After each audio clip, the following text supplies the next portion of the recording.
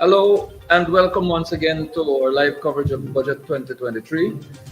Elson and I are going to spend the next 2 or 3 minutes or so while the government representative wraps up to discuss our expectations of the leader of the opposition's presentation, which comes up right after that. Elson?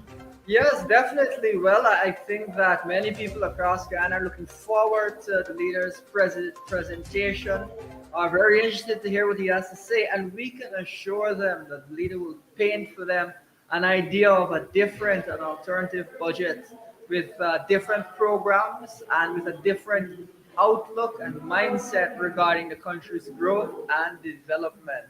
I anticipate that the leader is going to Yeah, present to the nation an alternative absolutely. to what is being presented by the People's Progressive Party, an alternative that takes into account the importance of Yeah. our citizens, Yeah. every one of our citizens of Absolutely. this country, and that he is in fact going to present alternative policies Yeah. that will demonstrate that the APNU AFC is in fact a viable alternative to what avails itself now as a government, and that the APNU AFC has the capacity to deliver It to the will people of be Guyana. day and night. It will be day and night the difference between what the leader speaks on and what you've seen in this budget.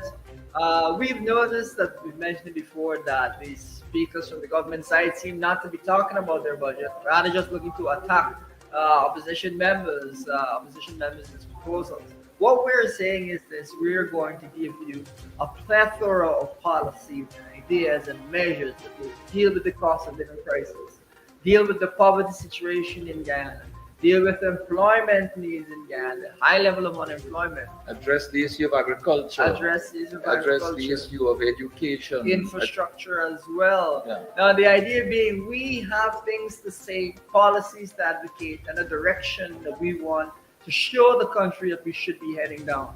We're not just here to be bashing people and passing the time talking about 1970 and all those sorts Indeed. of things.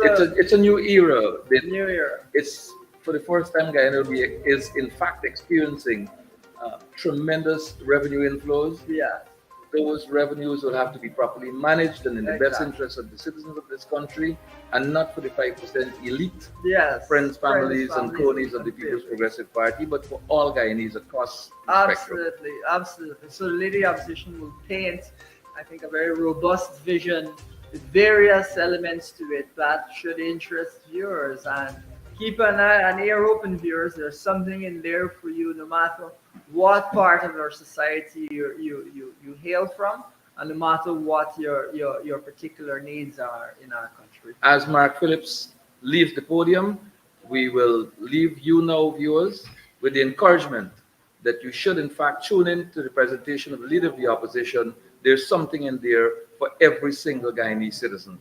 Just stay tuned for us, please. Every citizen will be benefiting from an equal opportunity presentation.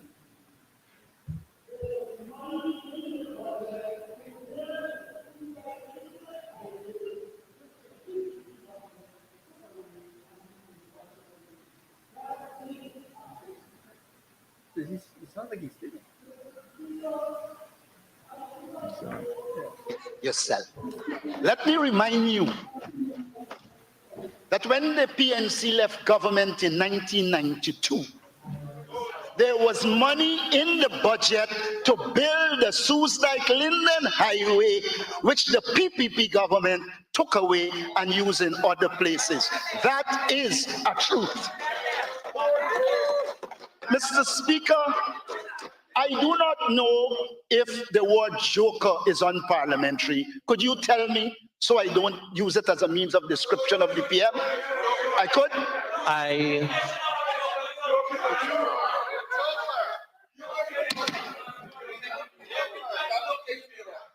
A joke is well taken, and I have made quite a few in the house. Okay. A joke, Yes, Mr. but Speaker. calling people jokers is like. Well, it the must worst. have been a joke for the Prime Minister to sit there and say that you built a COVID-19 hospital and you didn't invite people. Who will tour at a time of COVID hospital. It's just open. Mr. Speaker, it makes absolutely no sense.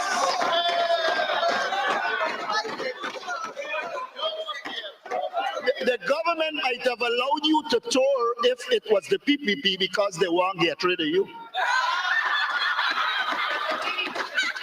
Mr. Speaker, I had to shift from my text to deal with the Prime Minister. The Prime Minister tries to go on like if he has some affiliation to Linden. It is only when he became Prime Minister you began to return to Linden. And that is a fact. I have been in contact and in Linden continuously. Mr. Speaker, the Prime Minister spoke about us not having a national youth conference and council. We did, right in this building. And emerging from it after consultation was a youth policy that still exists while your government has none. And so, Mr. Speaker, I believe the script that you would have given turned out to be an embarrassment for you. Who, Mr. Speaker, will come here knowing that in under 5 years, the APNU AFC increased workers' wages by more than 70% and make the kind of statement you would have made? Mr. Speaker, it is one thing to come here, Mr. Prime Minister, and tell us about the gas to shore energy plan and the money. But you can't tell us until now, how much it will cost and what will be the cost for the electricity for the consumer. If you fail to do that, then you are wasting our time. There is much more I wanted to say, but the Prime Minister, in the face of fact, ran. I don't like talking behind people's back, and so I will reserve it for when I catch him again. Mr. Speaker, I move away from the protocols to deal with the Prime Minister, but I want to say a special thank you to all the members of Parliament in the opposition side. They have critiqued this budget in a way that the people of Guyana have long concluded that this budget does not cater for them. Mr. Speaker, I believe as well that we have done exceptionally well, because when the Honorable Vince Roy Jordan spoke about what happened in Region 5, the government went and had them giddy up. And so they worked from Wednesday after the budget until now, rectifying the problems. The people of Region 5 asked me to say thanks to the Member of Parliament who raised it, and for the first time, some responsiveness from the government. Mr. Speaker, as we speak, as the Prime Minister talks about the love for Linden, I wonder if he knows that right now, Linden has a water crisis. Correct. And the people of Linden are not getting water. He needs to go and check. That is the reality. Mr. Speaker, I'm sorry the Honorable Warner Jill, W-O-N-E or O-N-E, isn't here. But I brought to Parliament the state of Prince William Street, the street I am living in. He stood in this house and told this house that that street was completed. Mr. Speaker, I will circulate it. That street is terrible. And we need to check to see what happened with the money that they purportedly paid the contractor. There's another piece of information that is distant from the truth, since I can't say lie. The Honorable Minister in the Ministry of the Finance said that in 1992 they inherited a state-dominated economy. May I remind him, so that the facts can prevail, that you, Desmond Hoyt, had divested most of the state enterprises, and when they came to power, Guyana's economy was on the way to liberalization. Mr. Speaker, you know, Parliament is supposed to be a place where the government comes, it puts its budget. We then come and we critique the budget. And then we expect the ministers in responding to respond to the criticisms. That is not what is happening here. The ministers come to cuss, abuse. We are going to continue to lift the standards of this parliament. Mr. Speaker, the focus of development in Guyana must be our people. It is my intention today to outline the APNU-AFC people-centered vision of development for the people of Guyana. Our people-centered vision will be implemented under the theme in pursuit of stronger, integrated, and inclusive development to guarantee a high quality of life for all Guyanese people. This becomes necessary since this budget is a disaggregated set of projects with no clear philosophy underpinning it. The 2023 budget can never deliver a high quality of life to our people. While infrastructure development is needed, this budget is structured to focus on infrastructure at the expense of the development of our people. We cannot condone that. Such an approach is a mechanism to place the nation's resources in the hands of the wealthy and those who have no interest in legality, since I can't use the word corrupt, at the expense of the poor and vulnerable, who really should be the main beneficiaries of our resources. This budget, Mr. Speaker, will see the rich getting richer and the poor getting poorer. Mr. Speaker, we are operating in real terrible times. Our people-centered development strategy recognizes the need to solve the problems of our society at various levels.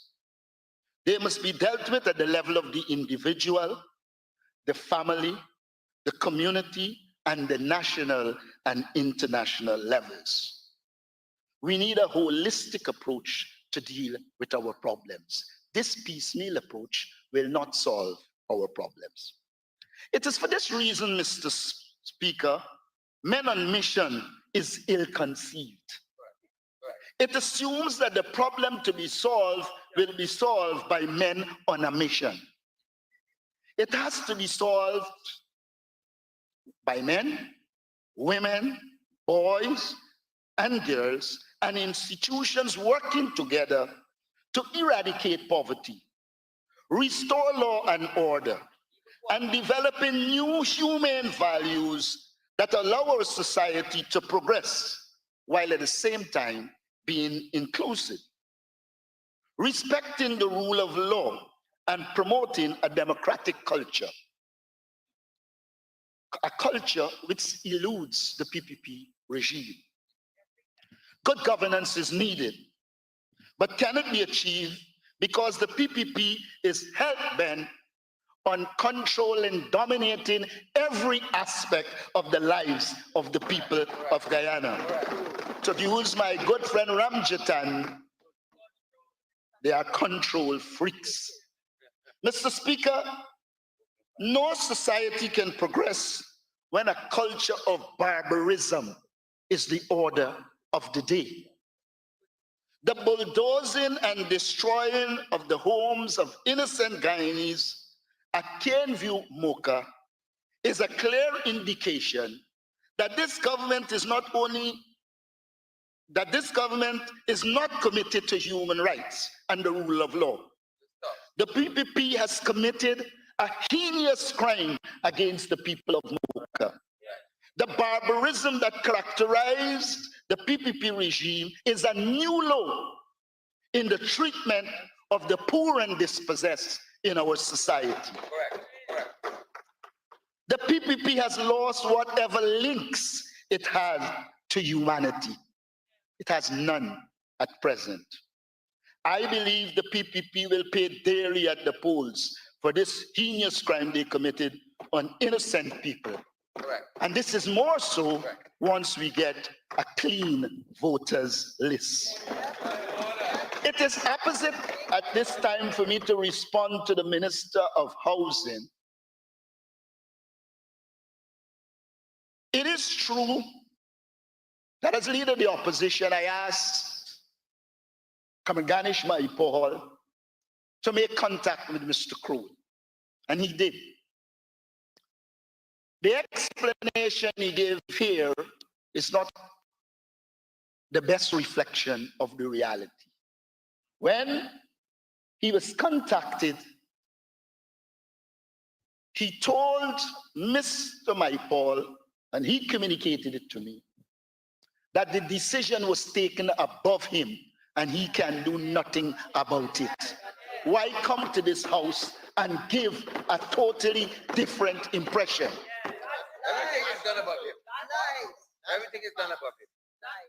Mr. Speaker, I believe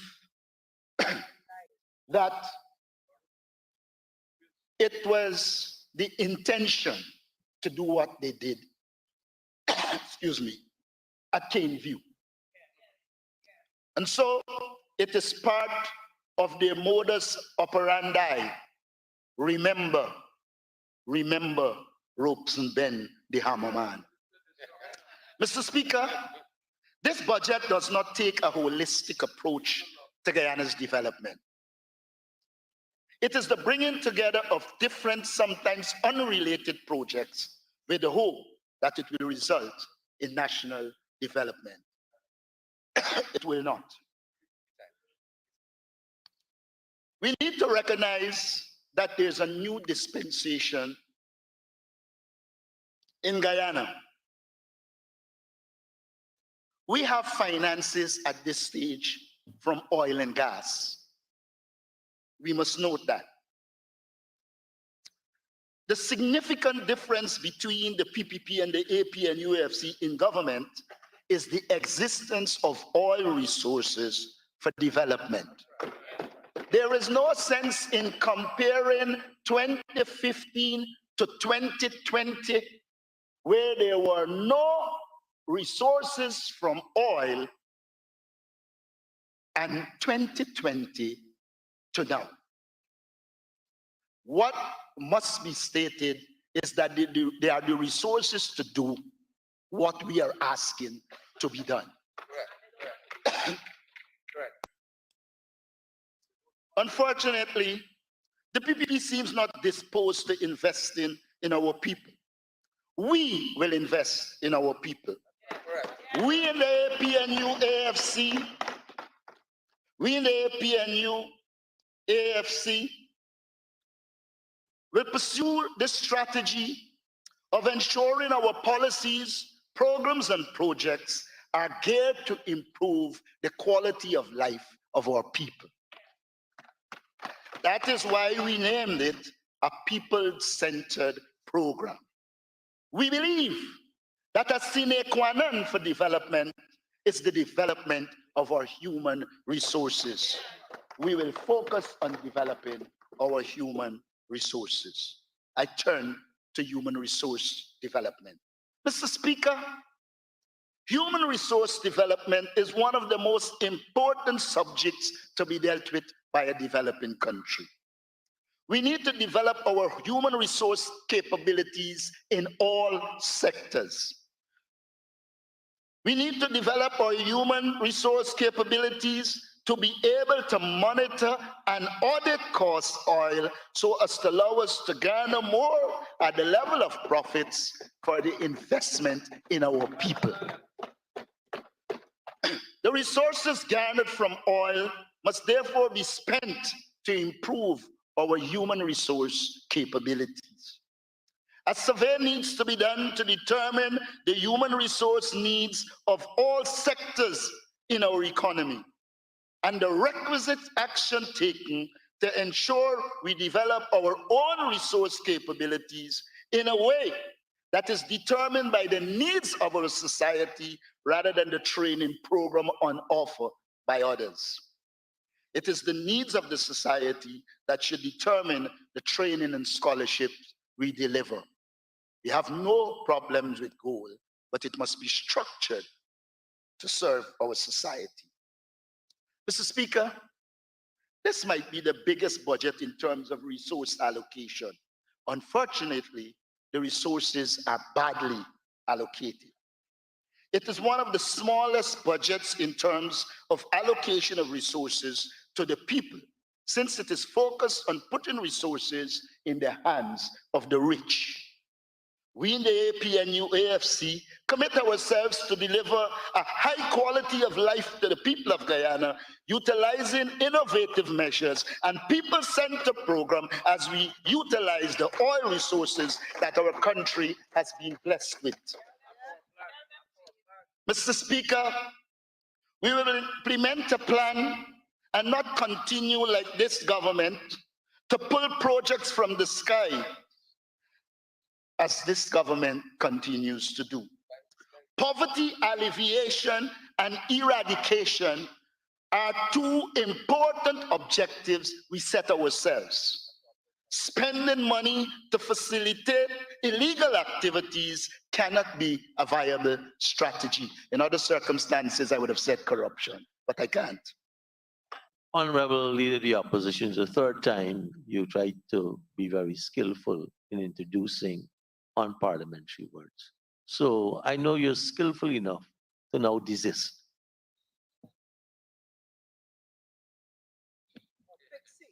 I turn to poverty alleviation and eradication. The critical task before us is to develop a strategy to alleviate and ultimately eradicate poverty, since poverty is one of the key causes of our many social and other problems. The government has to accept this as a fact, or else they'll continue to be in deep trouble. Unfortunately, Budget 2023 has no such strategy.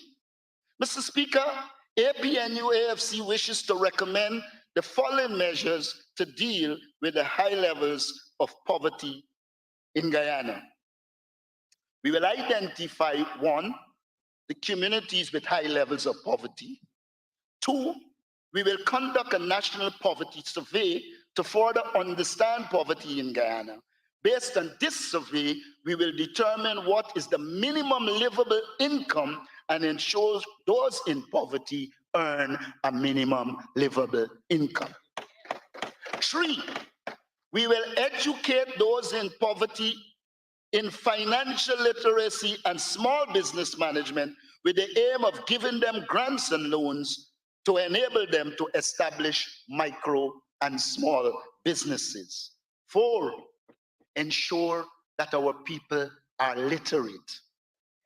Our education system needs to return to the fundamentals and to ensure that by the time a child arrives in grade 3, they can read, write, count, comprehend, and reason. In this regard, Mr. Speaker, our education system has failed our people, especially our young people. One of the prerequisites for poverty alleviation and eradication is the development of a literate and functioning society. We will pursue that. We need a literate society, and our resources need to be placed into ensuring this objective is achieved, cognizant of the new technological era in which we live. Mr. Speaker, illiteracy contributes to poverty and must be eradicated. 5, develop projects in impoverished communities to lift them out of poverty using both job creation and the promotion of micro and small businesses. We will train for employment in both the private and the public sector. 6, we must remove income tax from all those living below the poverty line. No one earning below $150,000 should be paying personal income tax in this oil-rich country. This budget illustrates that the burden of tax paying is on the small man who is poor and vulnerable. Most of the taxes are coming from personal income tax. It's unacceptable and it is unfair.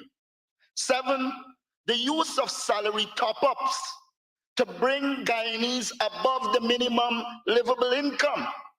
8, the provision to students of $50,000 per month to attend our tertiary institutions. Ghana School of Agriculture, Technical Institutes, UG, inter alia. Special scholarships for the children of the poor who are capable. Mr. Speaker, this is dear to many of us who might not have been in this house had the PNC not put in place a system that allowed poor people to realize their potential. We must make technical and vocational training available to the poor and their children. 11, the provision of increased public assistance to the poor and their children. Clearly, $2,000 increase in public assistance is ridiculous. It is unacceptable as it is unbelievable. What is worse is the arbitrary way in which a minister can take away that assistance. It is in such circumstance that the AP and UFC government will establish objective criteria for the allocation of public assistance. It cannot be at the whims, fancies, and caprices of a minister. We will reduce VAT to 12% so that it will ease the pressure on the poor. We'll develop a network of early childhood education centers and systems to help single parents and the poor in general. I invite members of this house to go to poor communities and see women departing and leaving their children to go to do security work with no protection for them. This society owes it to them to develop a system of early childhood education centers. We have to get special training for the poor and vulnerable. Mr. Speaker, Guyana needs a program to house the homeless. Guyana needs a program to house the homeless. Mr. Speaker, I invite anyone in here to drive Regent Street at night and see the amount of people sleeping on the pavement in oil-rich Guyana. Unacceptable. 16, develop a more all-encompassing nutritious school feeding program to alleviate childhood malnutrition. Will be done. We'll implement a national school children transportation program to take our children to school, be it on land or river. It is not enough to come here to criticize the 5Bs, where without oil resources, from the assistance of people, not government money, we were providing boats, bicycles. You come here to criticize it, rather than appear to be a government that concerned and come proposing a network of transportation that will allow our children to get to school and ensure that that burden is not on the parents. 18, we will build sustainable communities, meaning communities with high quality educational, health, recreation, and other modern facilities, potable water, electricity, roads, and proper drainage that are necessities if the communities to develop and not a farcical silica city. Mr. Speaker, why would we be fighting with highfalutin schemes? When we came to power in 2015, we had to put light in farm, roads in farm, virtually every area. We have many so-called housing schemes that do not have the basic facilities, but the government comes to tell us about Silica City. Let us make the cities of poor people the same level of Silica City that you envisage. 19, the development of these communities will demand trained social workers, psychologists, and other professionals, and a reorientation of law enforcement to understand and deal with the many social problems confronting our communities. Excuse me. Mr. Speaker, we teach our teachers to teach. We teach policemen to enforce laws, but we fail to give them the professional training needed to deal with the social problems of this modern era. Our teachers, medical workers, and our police inter alia have to be re-educated to face the many social problems confronting our society. Mr. Speaker, the APNUAFC aim is to develop sustainable communities with informed citizens that are law-abiding and committed to the development of a Guyana that is free from ethnic prejudice. We want our people to live and work together. Merely saying one Guyana cannot solve the problem. To this end, we have to root out the illegalities and lawlessness that characterize our society. Lawless societies do not develop. As we pursue the development of sustainable communities, we must keep in mind the aim of reducing the gap between town and rural areas and the coast and hinterland. Our people-centered vision is aimed at giving all people, wherever they are, a high quality of life. That is what we must pursue. In indigenous communities, sustainability must mean that our indigenous people must be trained and financed to be able to take on construction and other contracts in their communities. While our indigenous people need a fish, it is more important to teach them to fish and share in our national patrimony in a more meaningful way.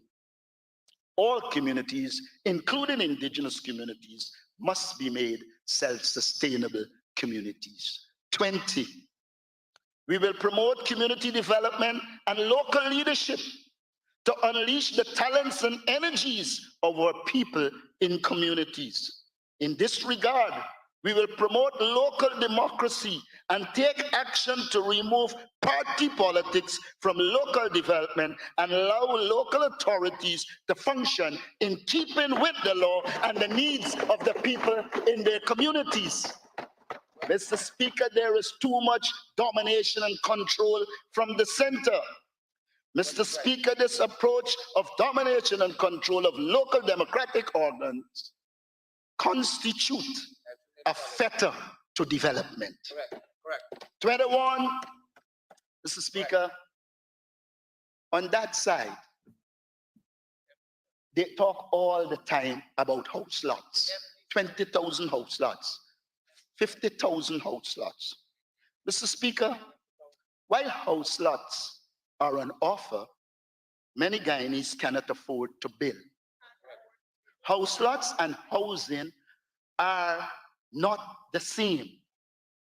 The APNU AFC will offer poor and vulnerable Guyanese the option to be part of a rent-to-own scheme. This will remove the need for poor Guyanese to have to find large sums to get a mortgage and will make home ownership more accessible to the poor and vulnerable. Mr. Speaker, their rent will go towards payment for their house. Such an initiative will allow the poor to own their houses without having to fund a percentage of the mortgage as is usual.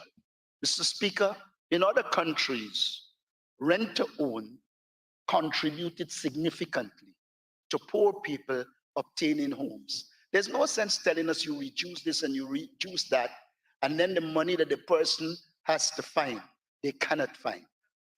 The best option is rent to own. We advocate that. We will expand the funding for the Small Business Bureau to facilitate youth, women, single mothers, and other vulnerable Guyanese. The provision of grants and credits to the unemployed to facilitate their involvement in agriculture and agro-processing will be undertaken. This measure will go a far way in improving production and will bring down the high cost of living, thus reducing inflation and positively impacting the pockets of poor Guyanese. Mr. Speaker, we cannot wish poverty away. Cash grants, though needed and welcome, cannot take our people out of poverty. We need measures like the above mentioned to address poverty. I know they all would have left because they keep saying we don't offer solutions. I've just given them 22 solutions. As they sit enjoying taxpayers' money and eating, I hope they listen and implement. Mr. Speaker, it is this kind of visionary thinking that Guyana needs, and not the pasting together of projects to facilitate illegal practices for the governing elite, family, friends, and favorites. That is not what we need. Mr. Speaker, while we seek to eradicate poverty, we must at the same time deal with the high cost of living. This budget is found wanting when it comes to measures aimed at addressing the high cost of living. This budget, Mr. Speaker, rehashes the same old measures that were announced in 2022 that failed to bring down the cost of living. The rehashing of them is a clear indication that the drafters of this budget have no clue of what needs to be done to stabilize and ultimately reduce cost of living. Mr. Speaker, all Guyanese should know that if this government was serious, they would have had relief measures in this budget for cost of living. Mr. Speaker, we wish to propose a raft of measures to mitigate the high cost of living. These measures will include, among others, 1, vouchers for those in public transportation so that they can have access to lower gasoline prices. This is important because transportation contributes. 2, the waiver of electricity charges for low-income Guyanese. 3, the waiver of water charges for low-income Guyanese. 4, grants of 5 million or more to small businesses based on objective criteria so that they can expand production. And when production expands at the local level, prices stabilize and eventually come down. So it deals with inflation. The distribution based on equity of the excess $60 billion Guyana received from last year's unexpectedly high oil prices, which translates into $300,000 per household. 6, a minimum of 50% wages and salary increase for all public servants. 8% is not enough to impact the cost of living. The inflation would have eaten away at that already, and therefore the real wage of the Guyanese worker is less this year. Writing off of UG student loans and fees to free up disposable incomes for families. Mr. Speaker, this can be done now. It doesn't have to wait until 2025. We have the resources. It would be remiss of me, Mr. Speaker, if I don't remind this House that Guyana did it without oil, with more poverty in the 70s, 80s, until the PPP terminated it in the 1990s. Mr. Speaker, another critical issue for us to address is the question of unemployment and underemployment. While we welcome citizens who have no jobs obtaining $50,000 a month, this is not the solution to unemployment. It might be useful to the government as a tool for bribery and control, but it's also a manifestation that the government has failed in its quest to provide jobs, especially good-paying jobs for our young people. Mr. Speaker, we need not just to create employment, but to produce jobs that are high-paying and allowing our people to have a livable income and a decent life. We know that this budget is short on creating employment that allows our people to live decent and comfortable lives. Mr. Speaker, we wish to recommend the following measures for our people-centered vision that will result in the creation of employment for our people and redound to the benefit of our people, especially our youth. Our policies to generate high-paying jobs are as follows. 1, taxes for agro-processing and other manufacturing with competitive advantage should be removed, allowing technologically advanced, high-paying manufacturing to take its place. 2, a national productivity bank should be created to offer low-interest loans to medium to large-scale businesses to facilitate job creation and expansion. We know that the private sector has repeatedly complained about high business interest rates. We must address it. 3, the Small Business Bureau should be massively expanded and properly managed with millions of dollars grant that allow small businesses to develop, bring new products to the market, and otherwise expand. This should be accessible to all Guyanese. Mr. Speaker, in collaboration with ExxonMobil and its partners, extensive oil and gas training should be offered to allow Guyanese to access jobs in that industry. Training at Port Morant alone is inadequate. There are many other institutions across Guyana that must be utilized to train our people. 5, guaranteed high-paying government jobs. I repeat, guaranteed high-paying government jobs. In this regard, university graduates must be employed to undertake analyses of our problems and offer solutions resulting in development being data-driven.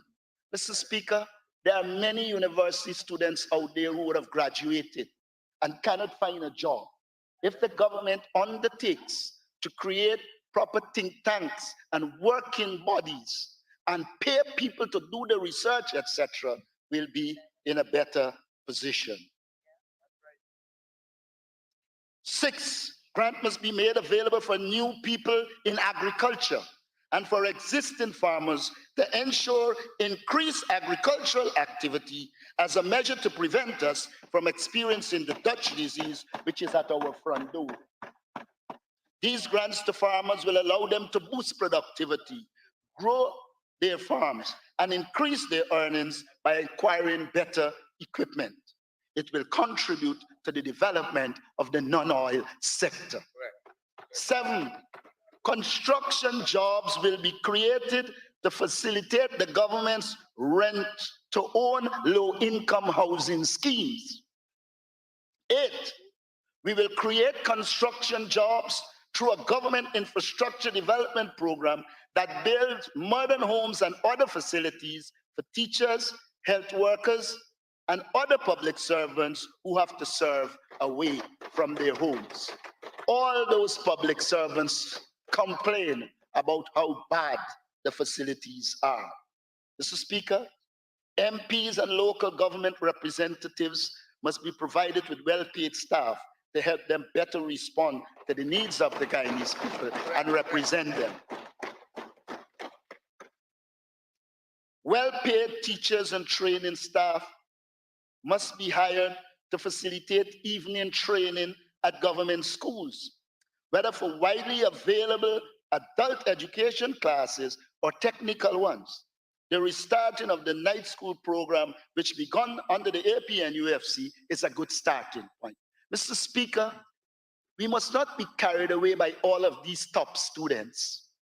It is estimated that about 16,000 children do grade 6 or common entrance, but only about 5,000 matriculate, meaning they have 5 CXC with math and English, and then the system dumps them rather than developing an evening school and night school so that they can return and make themselves eligible to work and trade.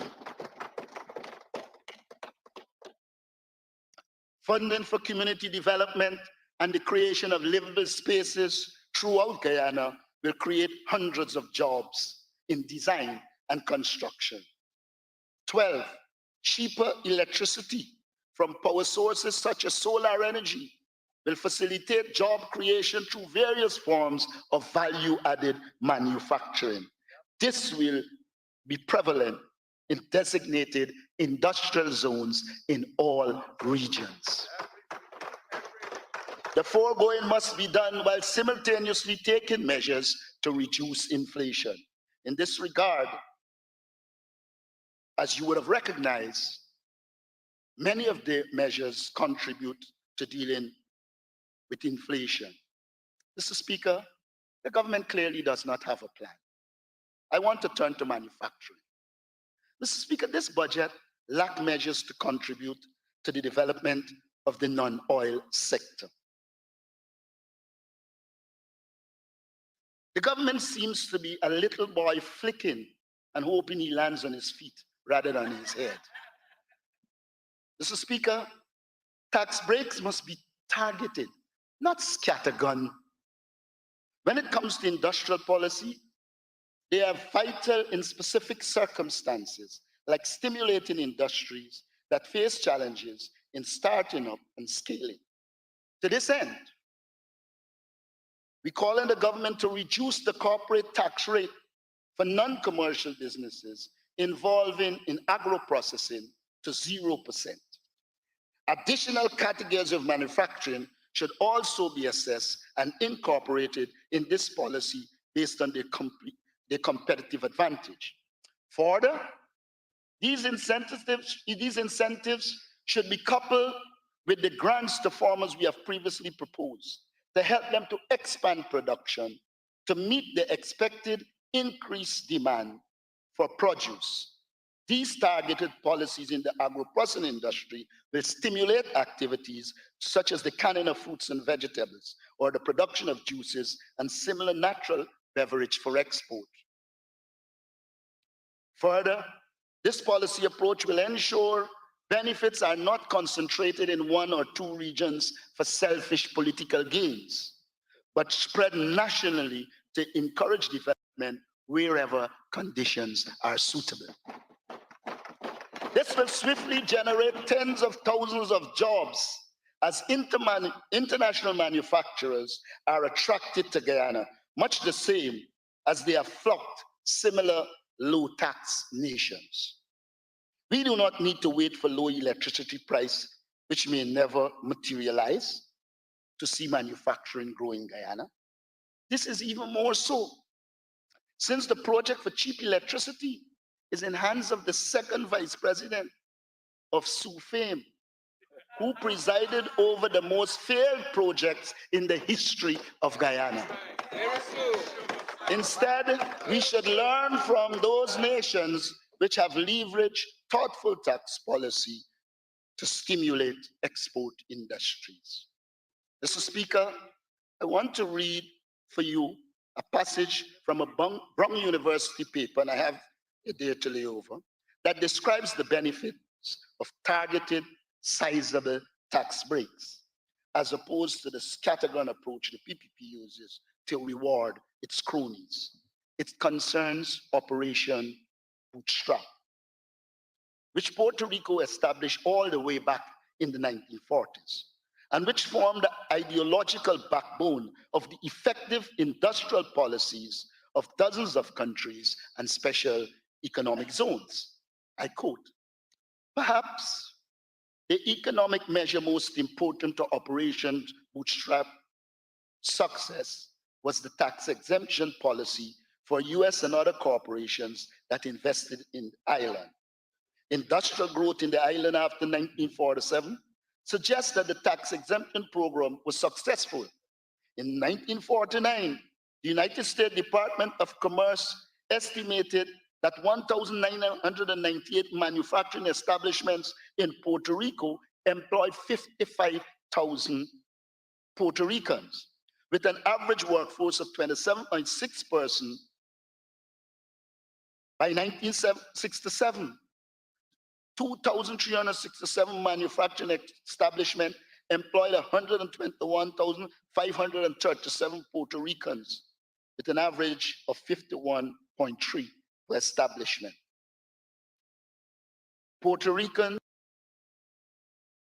the Department of Commerce valued manufacturing in Puerto Rico $1 million. By 1967,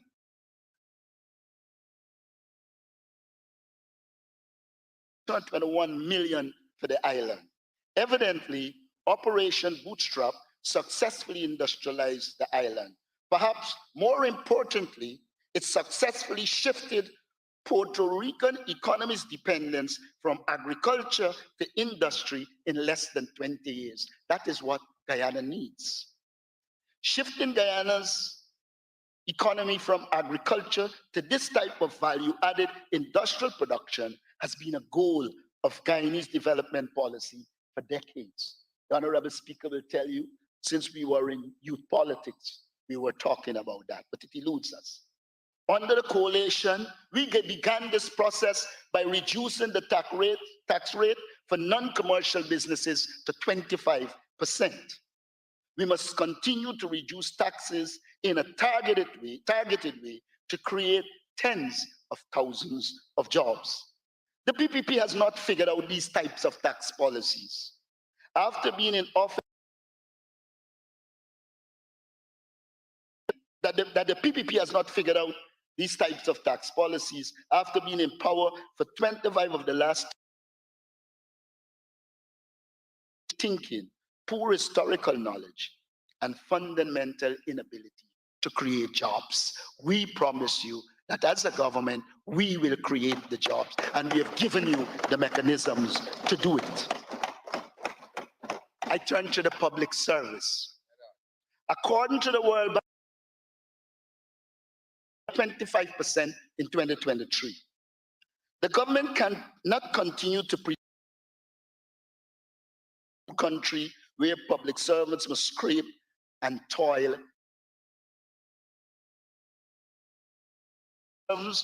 Even more as government revenues surge and government's programs grow in scale and complexity.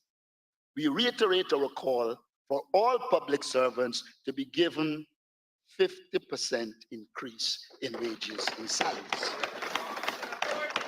However, public servants' compensation must extend beyond just salary increases. We must empower public servants with the best possible facilities to make them effective. We must empower them with professional training so that they can improve their productivity and advance their careers. Additionally, we call on the government to extend duty-free concession for vehicles to a larger group of public servants. Mr. Speaker, since I was a public servant, whenever I became one in the 70s, it has remained the same group virtually. We want to make it clear that we consider public servants to be vital to Guyana's development and will do everything in our power to support them. We will professionalize the public service as we did when we were in government. Public servants can tell you they operated with much more freedom between 2015 and 2020 than they operate now. They live a life of fear. On the other hand, Mr. Speaker, Guyana labor needs serve as the backdrop for another lie we must not let stand. At the United Nations last year, the president boasted that spending on education will be increased to 20% of the budget. That works out to $156.4 billion this year.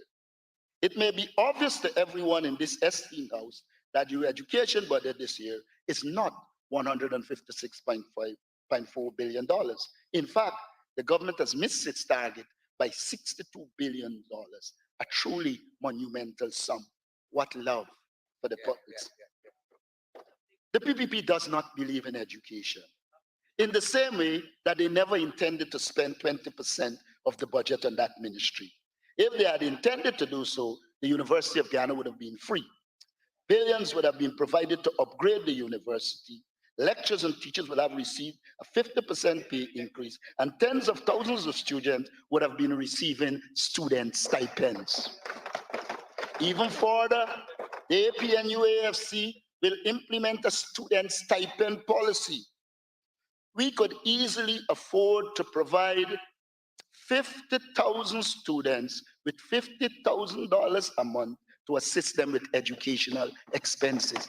That will also contribute to poverty alleviation. These stipends, Mr. Speaker, which should go to the students of the University of Guyana, TVET, night school, and other such institutions, will also incentivize Guyanese to train or retrain in order to build a robust workforce required. Mr. Speaker, it is very important for us to give our students stipends.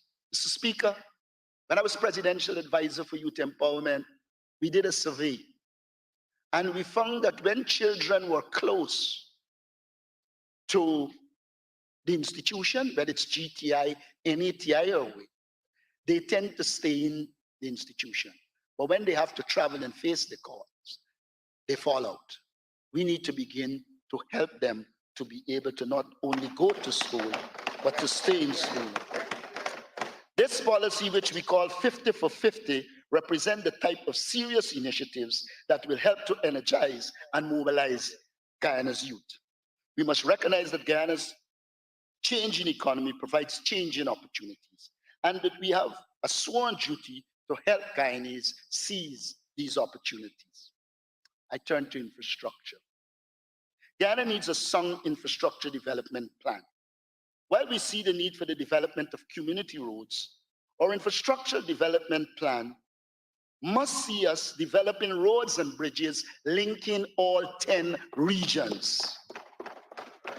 Such developments will not only open new lands, they will also give us the opportunity to shift our economic and other activities to highlands and reduce our vulnerability to climate change. Guyana needs to shift its development to highlands. It must be the irony of the century that this just theme is, and I quote, improving lives today, building prosperity tomorrow, while the government continues to promote the bulk of development on the low coastal lying areas with all that this portends. Mr. Speaker, how could we say we're catering for the future, knowing the situation with climate change? Mr. Speaker, common sense, and the fact that it's predicted that our coasts will be inundated by 2030, we must reduce the focus on the low-lying coast and begin to shift to highlands. Clearly, this budget is not building prosperity tomorrow. It is increasing our vulnerableness to climate change. It is a visionless budget. Mr. Speaker, it is opposite to point out that this regime continues to pursue development on the low-lying coastal plain at a time when they themselves are talking about climate change.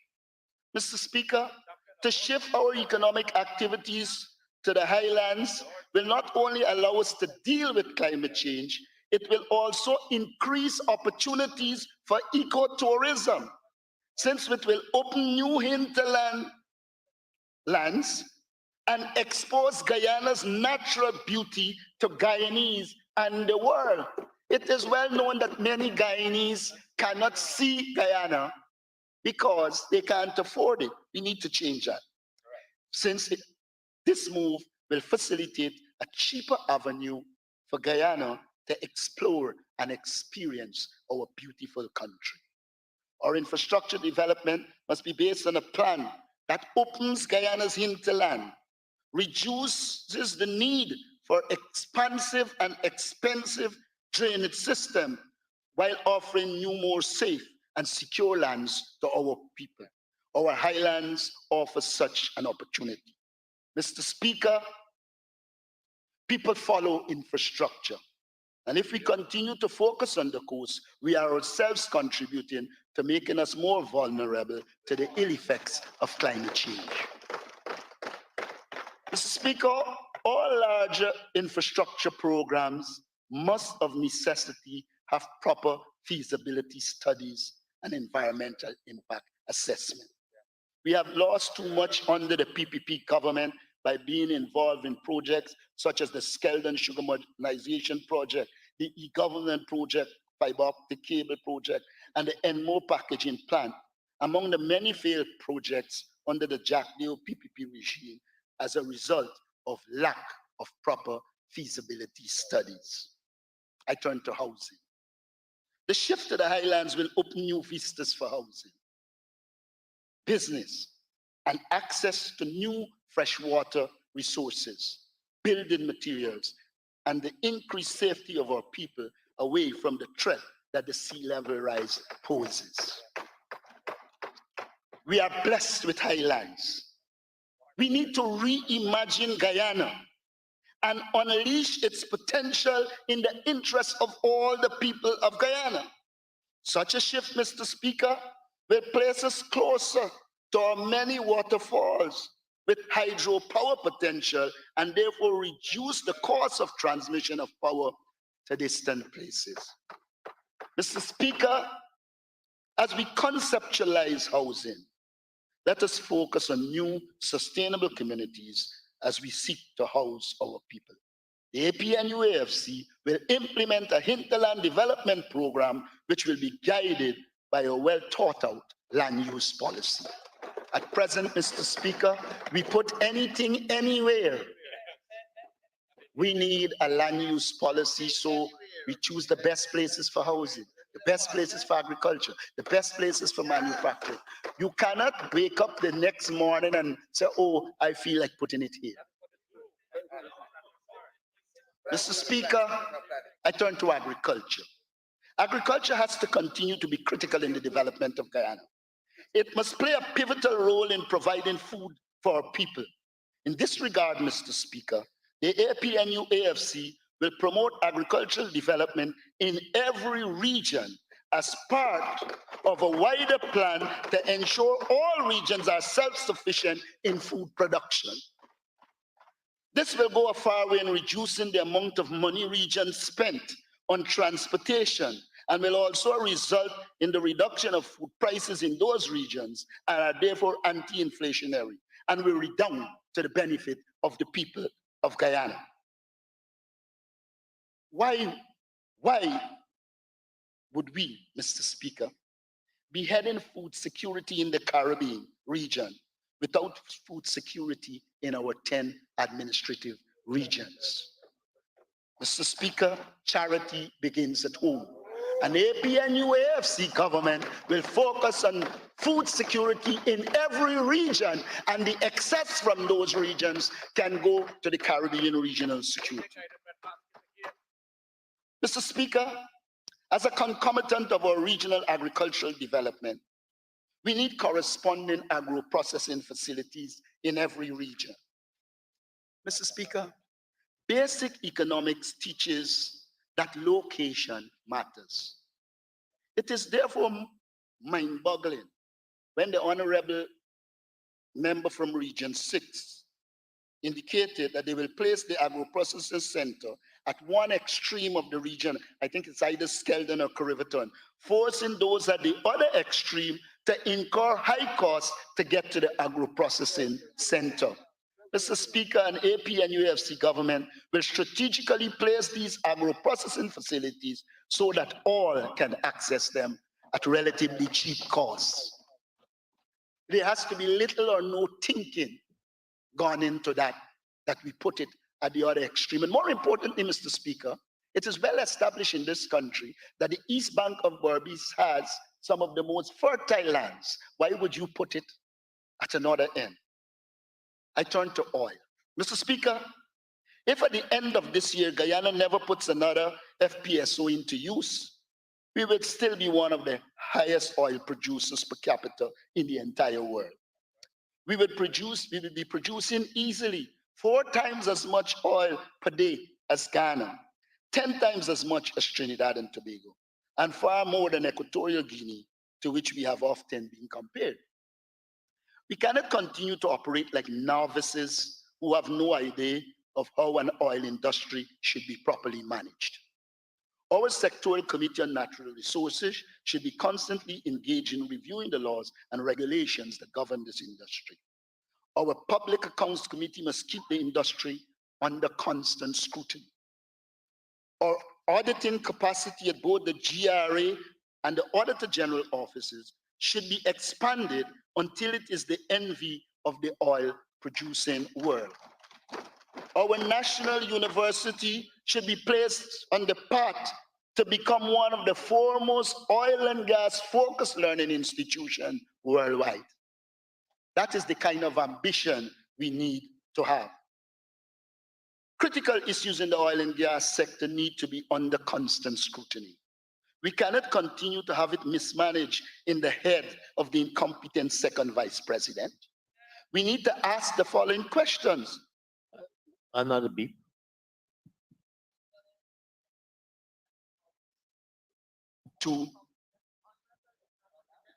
It's incompetent you're talking about?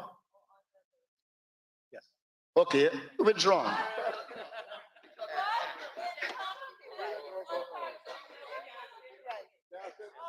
We need to ask the following questions.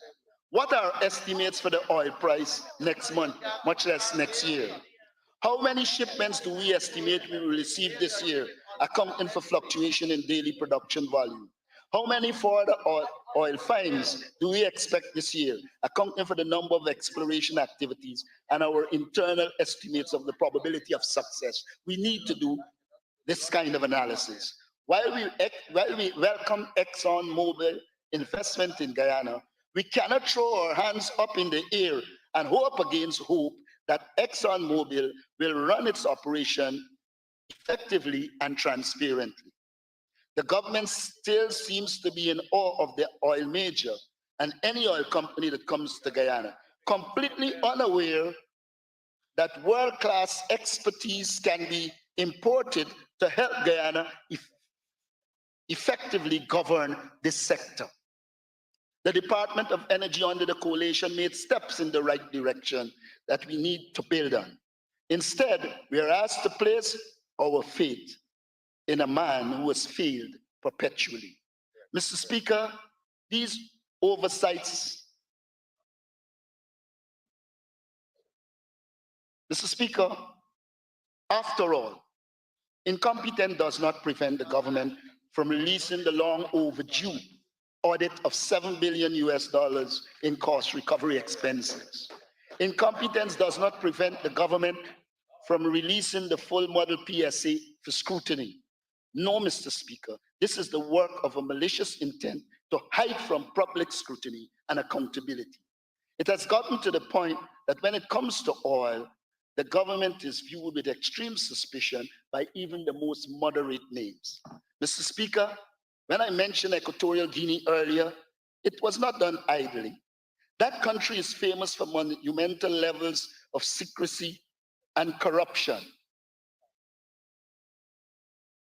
Sue, who leveled accusations of bribery in Guyana, even mentioning an oil deal, would fit right in that scheme. But Equatorial Guinea is not just corrupt, it is poor. Honorable Leader of the Opposition, you're taking a lot of liberties, right? And yes, and the other issue was imputing for the 1.6, which has often been quoted. That's why I stopped you previously, right? Good.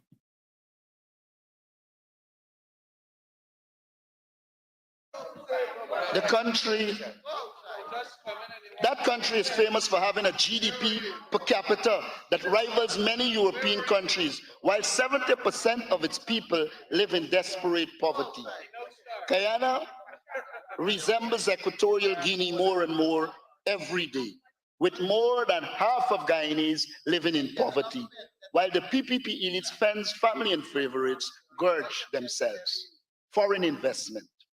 We believe that foreign investment must be encouraged as we continually aim to diversify the Guyanese economy. We believe that a combination of foreign investment and local private sector growth can help us to build robust industries throughout our country. A dynamic local business environment must also provide space for small and medium-scale enterprises. Youth, sport, and culture. Mr. Speaker, we see culture, sport, and entertainment as critical to national identity. The development of the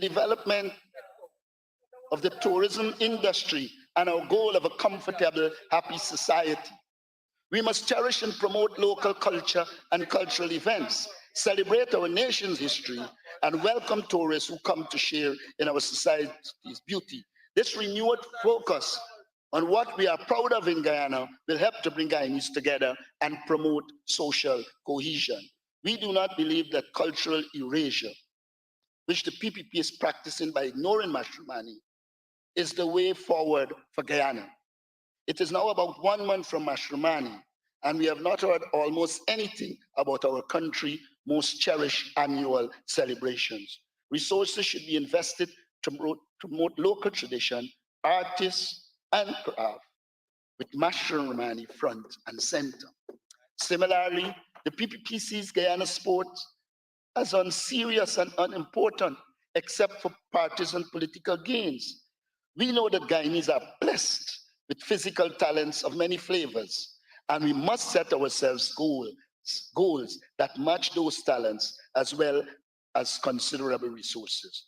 How many podium finishes is the Ministry of Culture, Youth and Sports targeting this year and over the next 5 years? Do they even contemplate such deliberate goals? All they do is keep telling us about grounds, most of which they haven't completed. Each community should have spaces for entertainment so that local artists can perform, art be displayed and sold, and citizens engage in relaxation. In the course of developing multiple avenues for entertainment, we will seek innovative ways to enable our artists, folklorists, singers, and writers to pursue their craft. Mr. Speaker, the APNU will give youth, sport, and culture the attention it needs to contribute to the development of Guyana and a rounded personality. I turn to foreign policy. At the international level, it is necessary that an international environment is created that is conducive to Guyana's development. Unfortunately, the Minister of Foreign Affairs seems not to understand his role, or is just incompetent and clearly lacks the intellectual sagacity that is needed to formulate. I wouldn't allow you to impute for the 1.6. on the Honorable Minister of Foreign Affairs. The Minister of Foreign Affairs lacks the intellectual sagacity that is needed to formulate and implement foreign policy. You would agree, Mr. Speaker, that it demands nimbleness of mind. The honorable member, Mr. Todd, should stop embarrassing himself and resign. Mr. Speaker, Guyana foreign policy needs to create an environment for Guyana to progress. The discovery of oil has opened new vistas for Guyana, while simultaneously eventuating in new challenges. These challenges must be addressed and surmounted. As the world moves towards new and renewable energy, we need to pursue these energy options while simultaneously promoting a foreign policy strategy that gives us environmental space to develop our oil and gas sector, while at the same time pursuing sustainable development. In this regard, the existence of a large forest cover must not only be used in transactional terms, but also as a bargaining tool to give us the environmental space to develop our resources. That is the work of the Minister of Foreign Affairs. At the foreign policy level, Mr. Speaker, we need to engage the developed world and remind them that we have agreed to be guided by the principle of, and I quote, shared but differentiated responsibility, unquote, and to argue for environmental space to permit Guyana to develop its oil and gas resources. The Minister of Foreign Affairs, it is in this context, Mr. Speaker, that we need to forge relationships with countries to help us to benefit significantly from our oil and gas resources. The ministry needs to recognize that many developed countries that are rich, including the USA and the UK, are seeking more benefits from oil companies, and therefore the opportunity should be taken to craft a foreign policy strategy for us to benefit from this confluence of interest and allow Guyanese to obtain the support of the other countries, including developed countries, as we seek to benefit from our oil resources. Mr. Speaker, I have outlined a lot, and I just want to make one last major point. It was said here that we did not have solutions. I think we give solutions that even Kwame can use. Mr. Speaker, the honorable member, Mr. McCoy, can use. Mr. Speaker, all that we have outlined is only possible if we have good governance. Mr. Speaker, Guyana today is marked by the absence of transparency and accountability. There's an unbelievable assault on democracy. For some reason, PPP seem to believe that democracy is only about elections. They do not believe that there are substantive elements of democracy, governance issues in which they should follow Article 13 and be inclusive. They had the audacity to tell even civil society that they were not elected and therefore they won't have a say. Mr. Speaker, modern democracies accommodate. Modern democracies accommodate civil society. Civil society is seen as an integral part of democratic development, but not so with us. We are deteriorating at a fast rate that we are now seeking to gerrymander boundaries, something that we haven't heard of since the 60s. Mr. Speaker, a clean voters list is critical to elections that all of us accept. And if the government believes, as it constantly says, that we can be over here for the rest of our lives, give us a clean voters list and put it to the test. You give us a clean voters list and put it to the test. Mr. Speaker, the assault on our freedoms and expression must come to an end. It is not part of democratic culture. Mr. Speaker, the politicization of the Guyana police force is anti-democratic and should come to an end. Mr. Speaker, we need independent public institutions that can act as a check and balance on the excesses of this government. Mr. Speaker, governance is a critical issue. And you can put how many proposals you want. If people do not believe they are involved, you will not succeed. Look at the amount of money you put in rice, and it failed and did worse than under us. Mr. Speaker,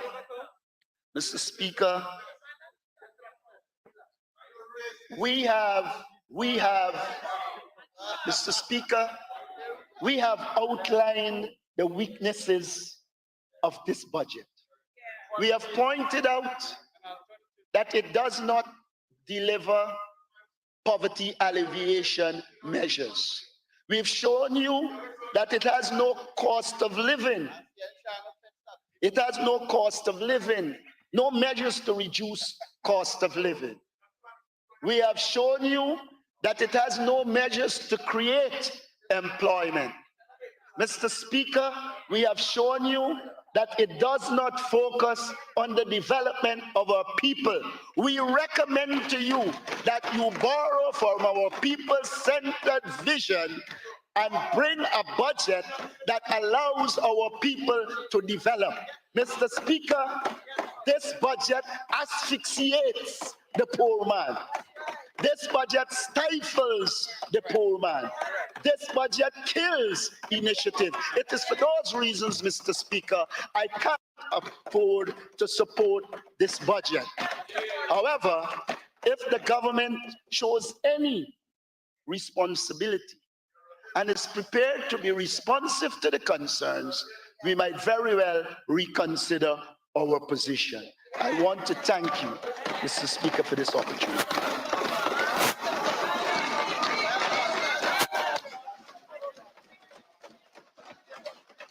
Thank you very, very much, Honorable Leader of the Opposition, the Honorable Member,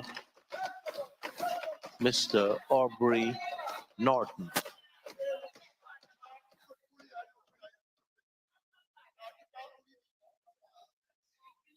And now, to conclude the debate on the 2023 budget, the Honorable Senior Minister in the Office of the President with responsibility for finance.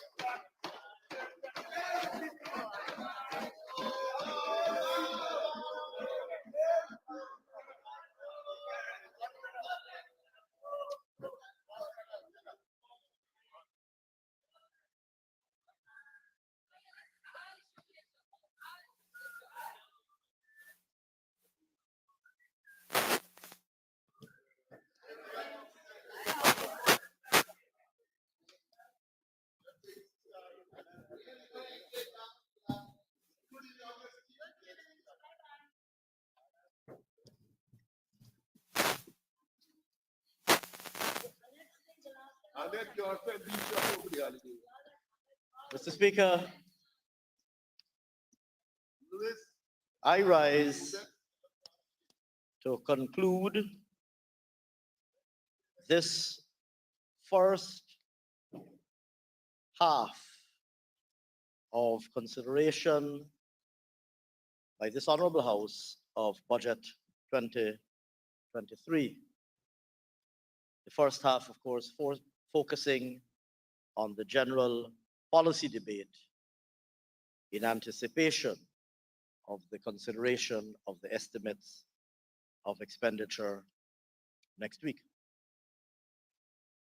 And as I do so, I thank all of my colleagues on this side of the House, and indeed the Honorable Deputy Speaker, for their various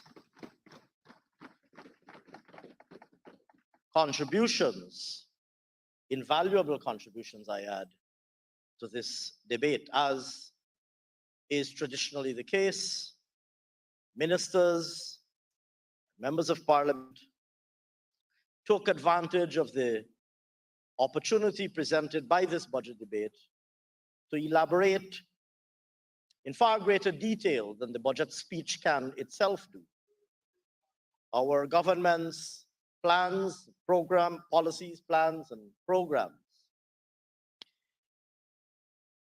and the various initiatives contained not only in the budget, but indeed in our manifesto, and how we complete delivery of our manifesto commitments during the course.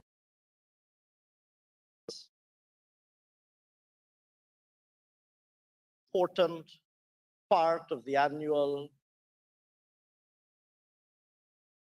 cycle and an important part of the annual parliamentary calendar. Presenting as it does not only an opportunity for government MPs and ministers to do as I just indicated, but also to present an opportunity for members on the opposite side of the House to articulate their alternative vision for the country, to outline alternative initiatives and proposals, considering that in a normal functioning democracy, the opposition would consider itself to be a government in waiting. Sadly, sir, on yet another occasion, the APNU AFC failed woefully to avail themselves of the opportunity presented by the debate on Budget 2023. Because instead of presenting an alternative vision for Guyana,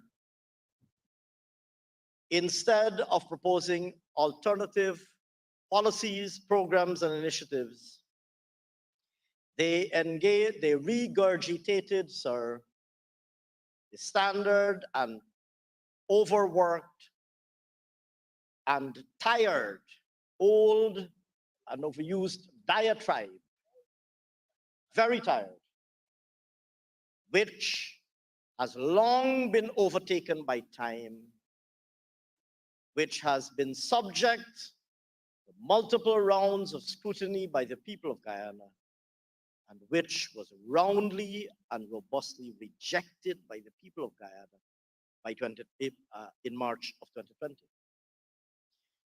And you see, sir, why that is important is because we in the People's Progressive Party subscribe fully and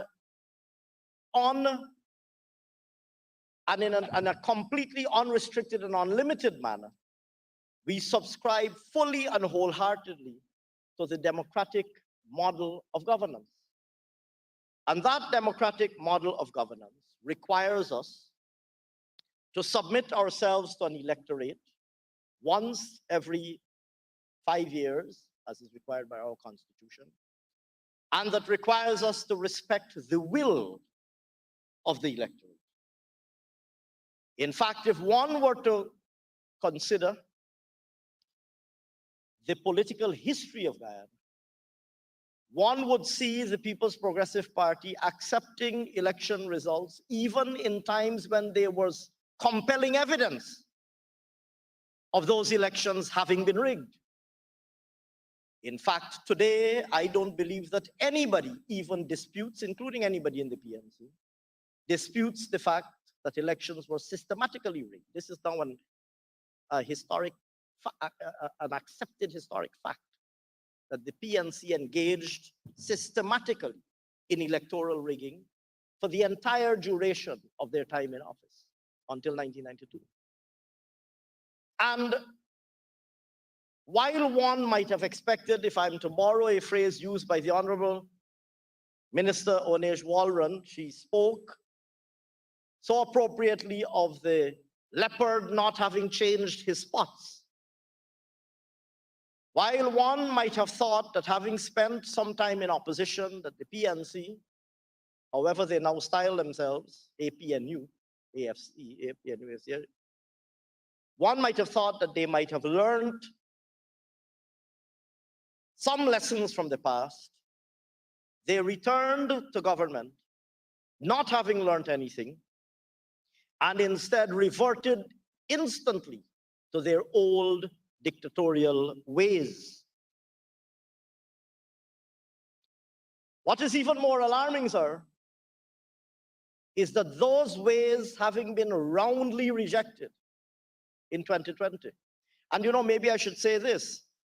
In 2020, I think most people recognize that Guyana was at a historic juncture in its economic history.